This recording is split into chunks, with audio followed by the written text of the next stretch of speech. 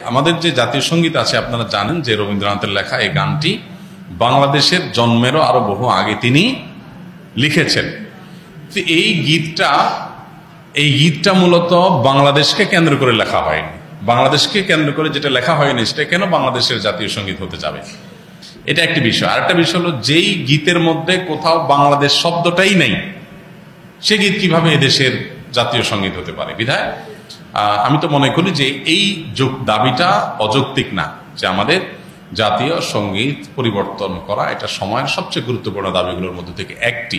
আরেকটা এখানে বিষয় হলো যে আপনারা জানেন যে হিন্দু ধর্মাবলম্বীরা তারা পূজনীয় বা দেবতা তুল্য এরকম কিছু মানুষ বা কোনো ব্যক্তি বা বস্তু থাকে, তাদেরকে তাদের দৃষ্টিতে তারা সেগুলোকে মা বলে সম্বোধন করে। ইসলাম আমাদেরকে এরকম কোনো ধারণা দেয় না। মাতৃভূমির প্রতি ভালোবাসা এটা একটা স্বকীয় বিষয়, এটার জন্য মুসলমান হওয়া প্রয়োজন নাই, এটার জন্য মানুষ হওয়া যথেষ্ট। শুধু মানুষ কেন, অন্যান্য প্রাণীর মধ্যেও কি আছে, নিজের ভূমির প্রতি নিজের টান আছে।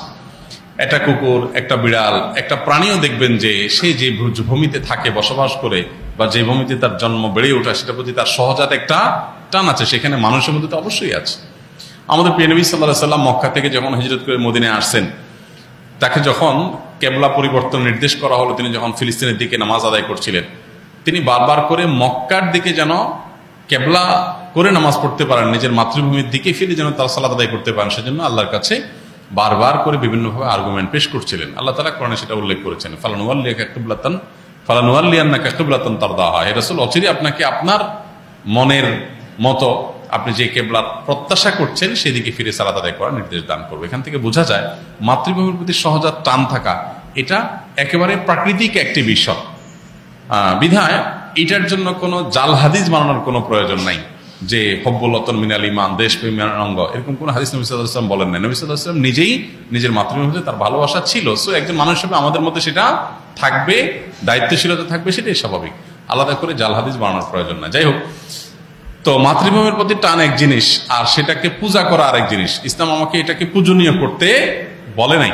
বিধায় সংখ্যাগরিষ্ঠ মানুষের বিশ্বাসের সাথে যেমন যায় না, এই গীত বাংলাদেশকে কেন্দ্র করে লেখা হয় নাই, এটা বাংলাকে কেন্দ্র করে লেখা হয়েছে, যেটা পশ্চিমবঙ্গ পূর্ববঙ্গ মিলায়। অতএব এই জ্ঞান মূলত এই দেশের জন্য না, যার কারণে এই গীত বা স্লোগান বাংলাদেশের এটা পরিবর্তন হওয়াটাই হলো যৌক্তিক। এটাকে যারা মনে করেন অপরিবর্তনীয় বা পরিবর্তনের দাবি তুললেই যারা মনে করেন যে বোধহয় সব গেল, তারা কি এটাকে কোরআন হাদিস মনে করেন নাকি যে কোরআন হাদিস এটা পরিবর্তন করা যায় না, এটা তো পরিবর্তনযোগ্য। অতএব এটা পরিবর্তন করার দাবিটা আমি ব্যক্তিগতভাবে মনে করি যে অযৌক্তিক নয়।